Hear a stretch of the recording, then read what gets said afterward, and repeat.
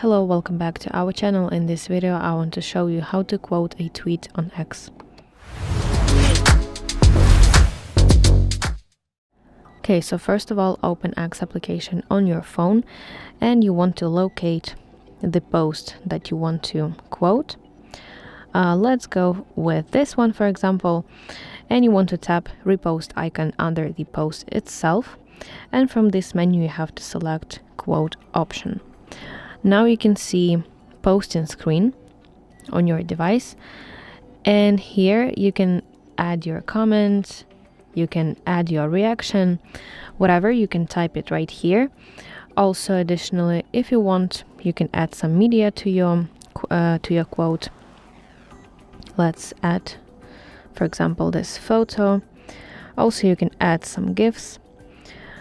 Yes, and when you're satisfied with your comment, you have to tap post button in the top right corner of your screen, and the quoted post will appear on your profile, and everyone can see that. So that's it. Thank you for watching. If you found this video helpful, please like it and subscribe to our channel to see more content like this.